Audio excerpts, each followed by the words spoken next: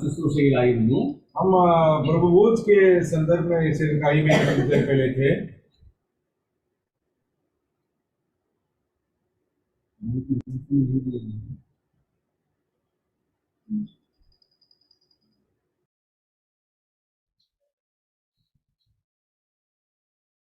क्या हुआ?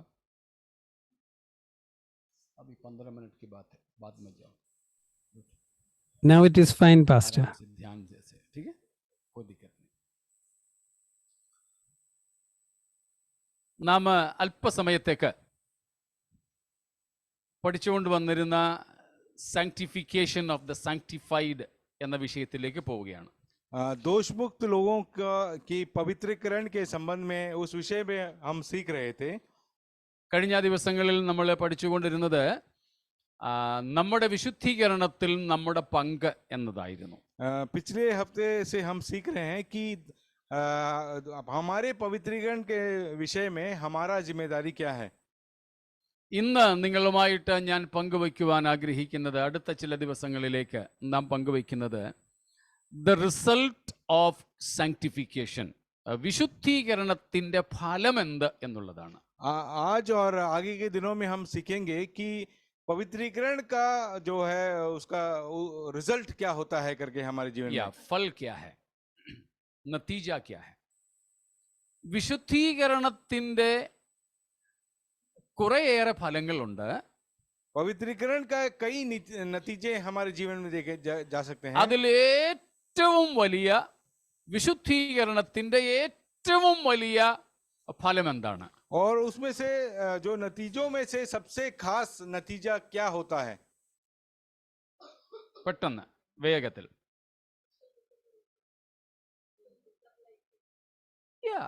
Glorification is the utmost result of sanctification. सबसे उसका जो रिजल्ट निकल जाता है कि हम तेजोमय बन जाते हैं या महिमामय बन जाते हैं.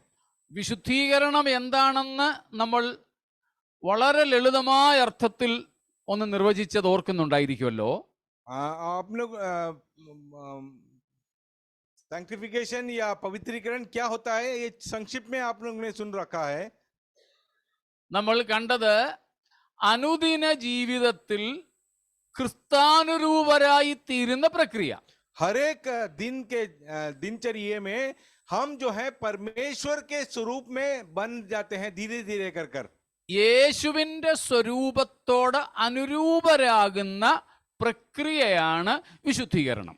उस प्रक्रिया जहां पर हमको यीशु मसीह के स्वरूप में हम दिन ब दिन बदलते जाते हैं उसको पवित्रीकरण कहते हैं. പരിശുദ്ധാത്മ സഹായത്താൽ ദൈവവചനത്താൽ ഒക്കെ നാം വിശുദ്ധീകരിക്കപ്പെട്ട യേശുവിനെ പോലെയായി തീരുക എന്നതാണ് ഇതുകൊണ്ട് അർത്ഥമാക്കുന്നത്. पवित्र आत्मा और पवित्र कलाम के द्वारा सहायता से हम जो रोज पवित्र होते जाते हैं और यीशु मसीह के समान बनते जाते हैं उसी को पवित्रीकरण कहते हैं. വിശുദ്ധീകരണത്തിൽ നാം ചില കാര്യങ്ങൾ ചെയ്യാതിരിക്കുന്നതോ വേറെ ചിലത് ചെയ്യുന്നതോ ആയിട്ട് പരിമിതപ്പെടുത്തരുത്. हम जो कार्य नहीं करना चाहिए या जो काम करना चाहिए इसमें हम पवित्रीकरण को सीमित न रखें. ആവർത്തിക്കുന്നു, വിശുദ്ധീകരണം എന്നുള്ളത് ചിലത് ചെയ്യാതിരിക്കുന്നതും വേറെ ചിലത് ചെയ്യുന്നതും അല്ല. पवित्रीकरण का मायने ये नहीं है कुछ बातों को जो करना नहीं चाहिए वो नहीं करते हैं और जो करना चाहिए वो कर रहे हैं, इसी बात में सीमित न रखें पवित्रीकरण को. അത് നമ്മൾ പഠിച്ചു വരുന്നത് പോലെ കർമാധിഷ്ഠിതമായ മതാചാരമാണത്. ये कर्मों के आधारित या धर्म के विधि के तौर पर नहीं लिया जाना चाहिए पवित्रीकरण को. Christianity and sanctification are not a ritualistic religiosity या religion. और मसीहत या मसीह जीवन या पवित्रीकरण कहा जाए तो ये कोई धर्म की विधि नहीं है या फिर कोई क्रिया से होने वाली बात नहीं है. പകരം സകലത്തിലും യേശുവിനെ പോലെ രൂപാന്തരപ്പെടുക. मगर सभी बातों में हम यीशु के स्वरूप में बन जाएं, इसी को पवित्रीकरण कहते A हैं। holistic transformation in conduct and character into the nature of Christ, the pattern of Jesus. നമ്മുടെ പ്രകൃതത്തിലും നമ്മുടെ പ്രവൃത്തിയിലും നാം യേശുവിനെ പോലെ ആയിത്തീരുക. यीशु के अपने स्वभाव में, अपनी प्रकृति में जिस प्रकार हमारा बदलावट यीशु के समान बनते हैं, यीशु के स्वरूप में बन जाते हैं, इसी को पवित्रीकरण कहते हैं। അതായിരുന്നു കഴിഞ്ഞ 2-3 ആഴ്ചകളിലായിട്ട്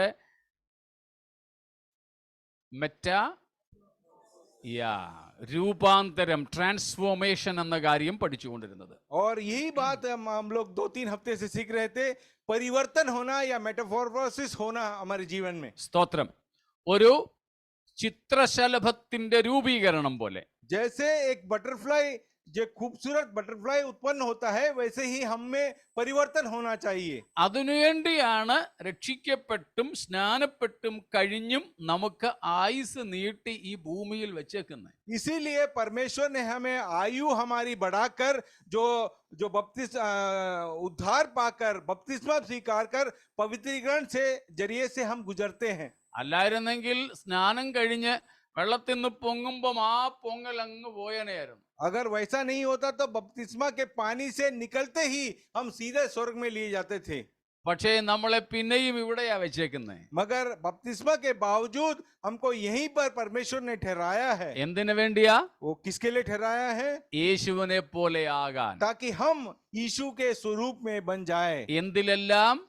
किन किन बातों में? In conduct and in character. क्रियाओं में और स्वभाव में। സ്തോത്രം. അപ്പോൾ നമ്മുടെ പ്രവൃത്തിയിലും വേണം, നമ്മുടെ പ്രകൃതത്തിൽ, സ്വഭാവത്തിലും ക്രിസ്താനുരൂപ്യം വേണം.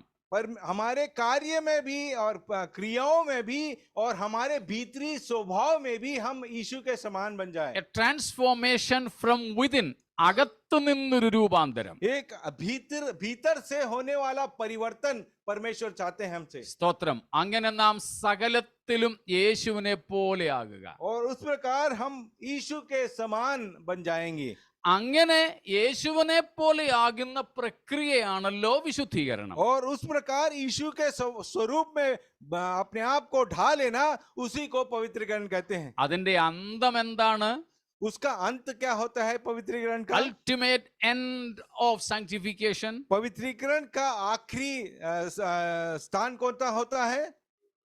ഗ്ലോറിഫിക്കേഷൻ. महिमामय हो जाते हैं, तेजोमय बन जाते हैं हम। ഗ്ലോറിഫിക്കേഷൻ എന്നതിന്റെ, തേജസ്കരണം എന്നതിന്റെ അർത്ഥമാണ് ഇന്നലെയും ഒക്കെ നമ്മൾ പഠിച്ചുകൊണ്ടിരുന്നത്. कल के दिन भी हम लोग ये महिमामय अवस्था के बारे में सीख रहे थे। സ്തോത്രം. നാം തേജസ്കരിക്കപ്പെട്ട യേശുവിനെ പോലെ ആയിത്തീരുക. हम जो महिमामय यीशु मसीह है, उसके समान हम बन जाएंगे। യേശുവിന്റെ 3 അവസ്ഥകളെ കുറിച്ച് പഠിച്ചത് ഓർക്കുന്നുണ്ടായിരിക്കുമല്ലോ. यीशु मसीह की 3 अवस्थाओं के बारे में हमने सीखा है। ഓർമ്മയുണ്ടോ?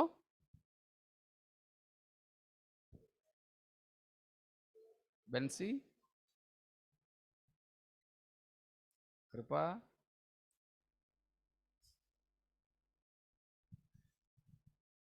ജാനിസ്, पहले की बात है. The pre-existent Christ, മനുഷ്യ പിറവിക്ക് മുൻപുള്ള യേശു. मनुष्य रूप में जन्म लेने से पहले किस अवस्था में परमेश्वर यीशु मसीह थे, उस अवस्था में। രണ്ടാമത്തേതാണ് the human Christ. और दूसरा है मनुष्य रूप में जन्म लिया हुआ मसीह यीशु, or Jesus who walked on this planet earth. या फिर वो यीशु जो इस धरती पर चला फिरा और जीवन बिताया, മനുഷ്യനായ യേശു. मनुष्य रूपी यीशु। മൂന്നാമത്തേതാണ് the exalted, the glorified Christ. और तीसरा है तेजोमय या महिमामय परमेश्वर जो स्वर्ग में विराजमान है। First one, the pre-existent Christ. First one. धरती पर जन्म लेने से पहले परमेश्वर यीशु मसीह जो स्वर्ग में था, പൂർവാസ്തിക്യനായ യേശു എന്ന് വിളിക്കും. वो समय से पहले ही यीशु मसीह उस महिमामय स्थान में था। രണ്ടാമത്തേത് Jesus who manifested in the flesh, ജഡത്തിൽ വെളിപ്പെട്ട യേശു. और जो देहदारी बना हुआ यीशु मसीह, ये दूसरा स्थान है. മൂന്നാമത്തേതാണ് exalted या glorified Christ, തേജസ്കരിക്കപ്പെട്ട और യേശു. तीसरा है महिमामय यीशु, जो तेजोमय हो गया है. സ്തോത്രം. വിശുദ്ധീകരണത്തിൽ നമ്മൾ ജഡധാരിയായ യേശുവിനെ പോലെ ആയിത്തീരുന്നു. और जब हमारा पवित्रीकरण होता है तब हम देहदारी परमेश्वर यीशु मसीह के समान बन जाते हैं. ഭൂമിയിൽ ജനിച്ച് ജീവിച്ച യേശുവിനെ പോലെ നമ്മുടെ സ്വഭാവമായിത്തീരുന്നു. यीशु मसीह जैसे जन्मा था इस धरती पर और उसका जीवन बिताया, उस प्रकार का स्वभाव हमारा बन जाता है. उसको पवित्रीकरण कहते हैं. അതിന്റെ അവസാനം, the end of that sanctification is that we will become like the glorified Christ. और इसके बाद में क्या होता है कि हम यीशु मसीह जो महिमामय अवस्था में है, उस अवस्था में हम भी पहुंच जाएंगे. തേജസ്കരിക്കപ്പെട്ട യേശുവിനോട് നമ്മൾ അനുരൂപപ്പെടുന്നു. और महिमामय तेज में रहने वाला परमेश्वर यीशु मसीह के समान हम भी बन जाएंगे. അതാണ് ദൈവം നമ്മെ വിളിച്ചതിന്റെ പരമപ്രധാനമായ ലക്ഷ്യം. और यीशु मसीह हमको बुलाने का, बुलाहट का परम प्रधान कारण यही है कि हम भी तेजोमय यीशु मसीह के समान बन जाए. രാവിലെ നമ്മൾ പഠിച്ചതുപോലെ യേശു തന്നെ താൻ ഒഴിച്ചത്, ശൂന്യമാക്കിയതും ഇതേ ലക്ഷ്യത്തോടു കൂടെയാണ്. हमने देखा कि सुबह परमेश्वर यीशु मसीह ने उसका ईश्वरत्व तो छोड़ दिया था, उसको शून्य बना दिया था, ताकि हमको उस स्थान पर ले आए. അപ്പോൾ യേശു ക്രിസ്തുവിന്റെ തേജസ് പ്രാപിക്കുക എന്നതാണ് വിശുദ്ധീകരണത്തിന്റെ അന്തം. पवित्रीकरण का अंत कहा जाए तो यीशु मसीह में जो महिमा है, उस महिमा को हमको प्रदान करें. ഒന്ന് രണ്ട് വാക്യങ്ങൾ മാത്രം വായിച്ച് നമുക്ക് നിർത്താം. एक दो वचन पढ़कर ही हम उसको समाप्त करेंगे. റോമൻസ് 6:22. रोमियो का पत्री 6 अध्याय उसका 22वां वाक्य. റോമർ 6:22. ജൽദി ജൽദി.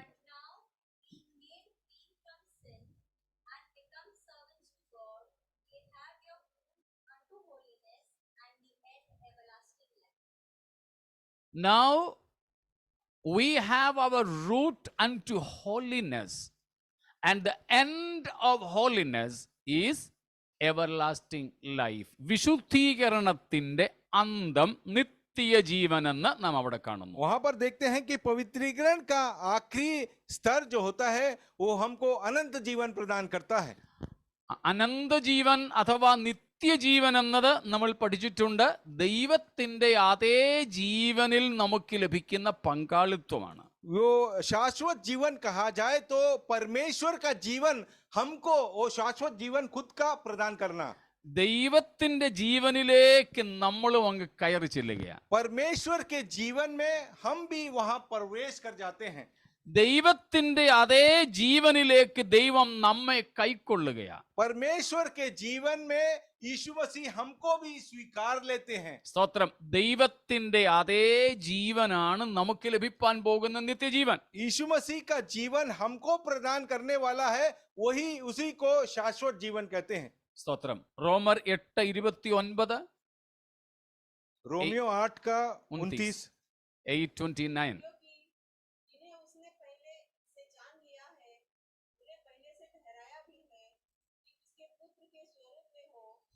സ്തോത്രം.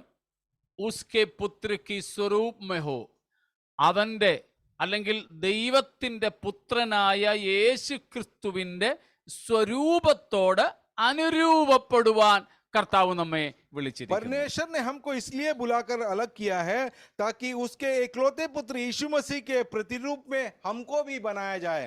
30-ാമത്തെ വാക്യത്തിൽ വീണ്ടും പറയുന്നുണ്ട്. और 30वां वचन में भी वही बात कहते हैं.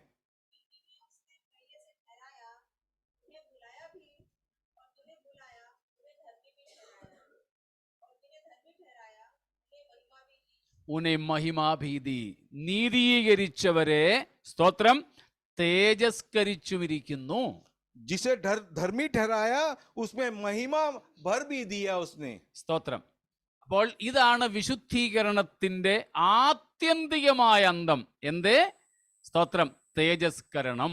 ये पवित्रीकरण का अंत कहा जाए तो हमको महिमामय परमेश्वर के समान बना देना। വേറെയും ചിലതുണ്ട്, അത് വരുന്ന ദിവസങ്ങളിൽ കർത്താവിന്റെ വരവ് താമസിച്ചാൽ നമുക്ക് പഠിക്കാം. और भी कुछ बातें हैं इसमें जो आगे समय मिलेगा परमेश्वर के हित अनुसार तो हम सीखेंगे। അപ്പോൾ ആത്യന്തികമായ അൾട്ടിമേറ്റ് എയിമാണ് ഇന്ന് നമ്മൾ ചിന്തിച്ചത്. अंत का पवित्रीकरण का अंत हमने सीखा कि महिमामय करना। അത് ഞാൻ ഇന്നലെ പറഞ്ഞതുപോലെ ആദാമിന് നഷ്ടപ്പെട്ട തേജസ് നമുക്ക് തിരികെ ലഭിക്കുന്നത് അല്ല.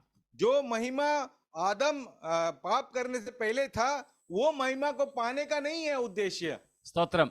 അതെന്താ അങ്ങനെ പറയുന്നേ? हम वैसा क्यों कहते हैं? ആദാം അന്ന് തേജസ് ഉണ്ടായിരുന്നു എന്നൊക്കെ പറയുന്നെങ്കിലും തന്നഗ്നനായിരുന്നെന്ന് നമ്മൾ വായിച്ചു. हम वचन में पढ़ते हैं हालांकि उसमें महिमा था फिर भी वो नंगा था। രണ്ട്, ആദാം അന്ന് മഹിമ ഉണ്ടായിരുന്ന ആളാണെങ്കിൽ കൂടെ സ്തോത്രം, he was in a mortal body, മരിക്കാവുന്ന ശരീരത്തിലായിരുന്നു അവൻ അന്നായിരുന്നത്. उसमें महिमा था मगर वो मृत्यु हेतु शरीर के अंदर जीवन बिताता था। അതുകൊണ്ടാ കർത്താവ് പറഞ്ഞ നീ തിന്നുന്ന നാളിൽ മരിക്കും, മരിക്കാവുന്ന ശരീരത്തിലായിരുന്നു. और इसलिए परमेश्वर कहता है कि जिस दिन वो फल को खाएगा तू मरेगा कर।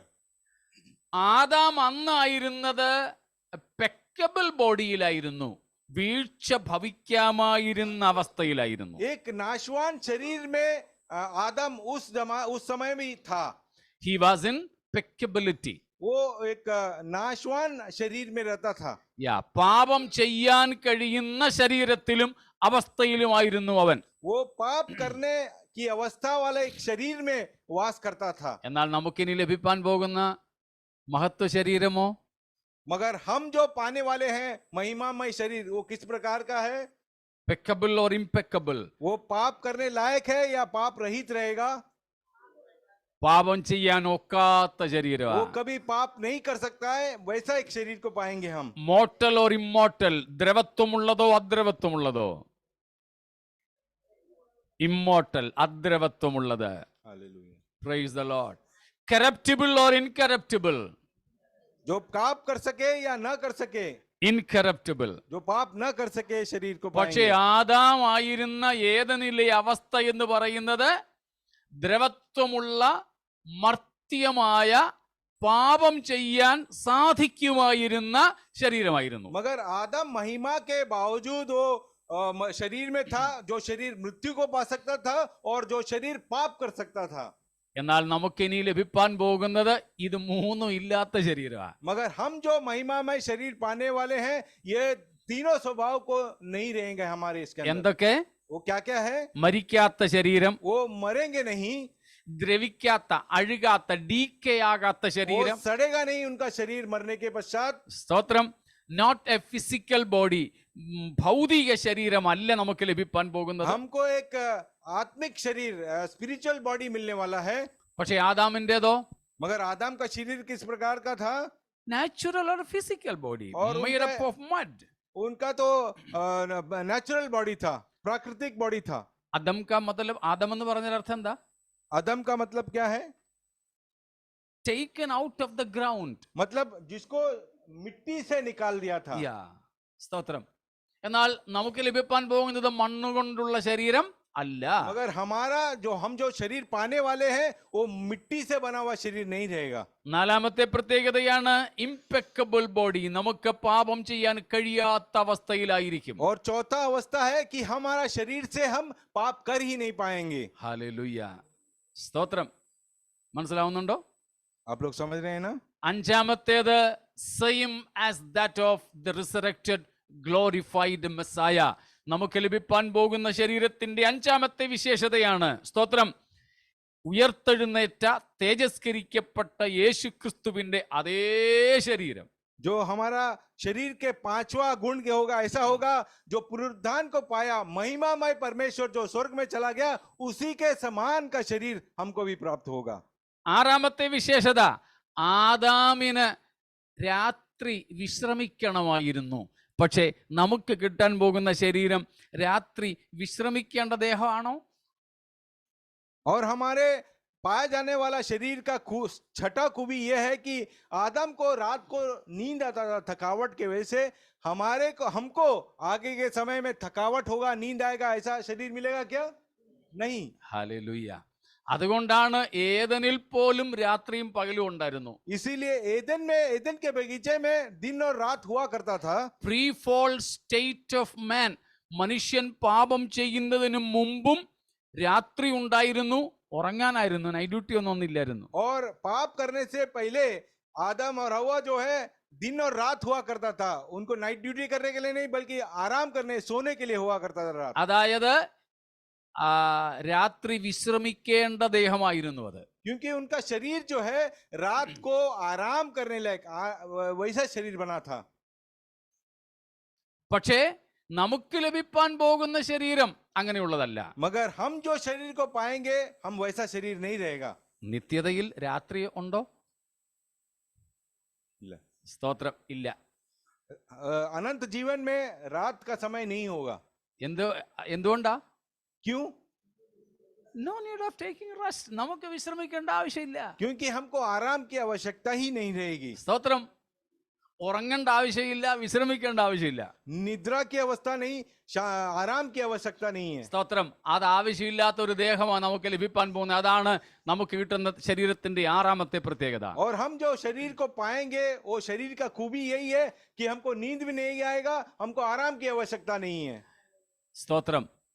ആദാമിന് പാപം ചെയ്യുന്നതിന് മുൻപ് വല്ലതും കഴിക്കണമായിരുന്നോ? ഭക്ഷണം കഴിക്കണമായിരുന്നോ? आदम को पाप करने से पहले क्या कुछ खाना पड़ता था उसके?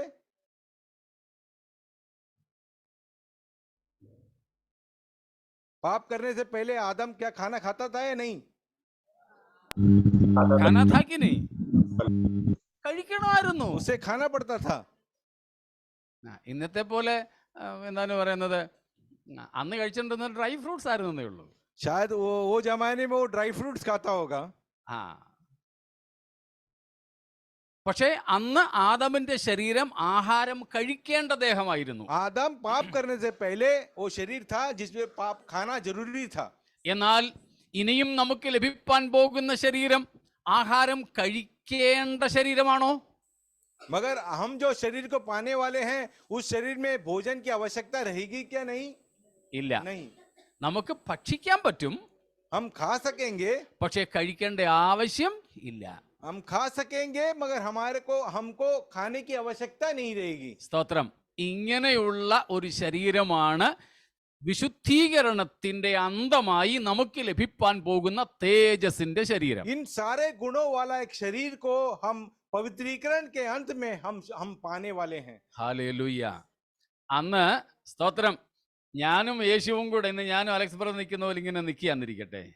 हम लोग आप लोग जरा सोच कर देखिए, एलेक्स ब्रदर के साथ में जो खड़ा हूं वैसा मैं यीशु के साथ में खड़ा हूं तो എൻ്റെ മമ്മി ഞങ്ങളുടെ മുമ്പിൽ കൂടെ ഇങ്ങനെ അങ്ങോട്ടും ഇങ്ങോട്ടും ഞങ്ങൾ നോക്കിക്കൊണ്ട് പോവാ. और हमारी माताएं जो हमें देखकर हमारे सामने से इधर उधर चलती होंगी. ഞങ്ങൾക്ക് മനസ്സിലായി അമ്മച്ചി ഏതാണ്ട് നോക്കുവാന്ന്. और हमको पता चला कि माताजी कुछ हमको देख रही हैं कर.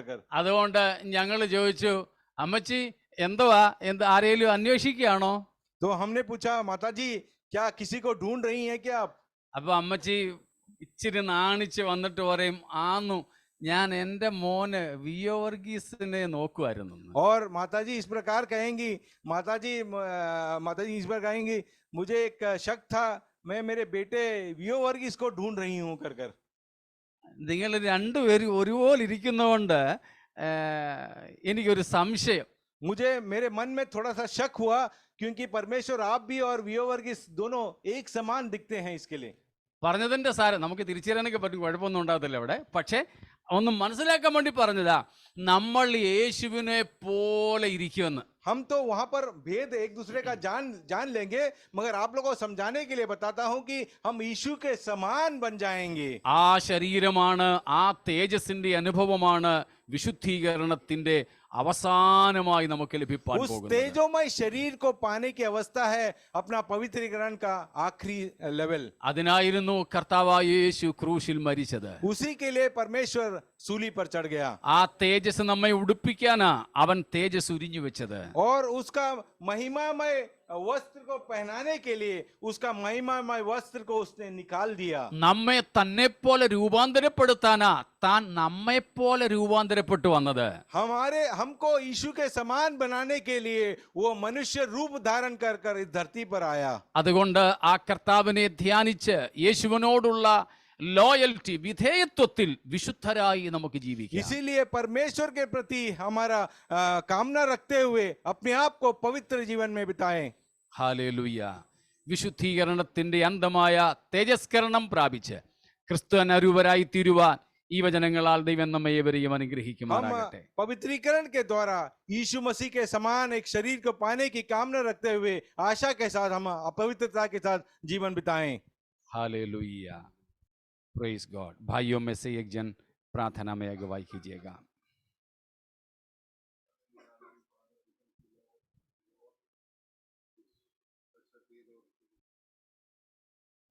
Hallelujah to Spirit and truth, Lord. Thanking Lord for bringing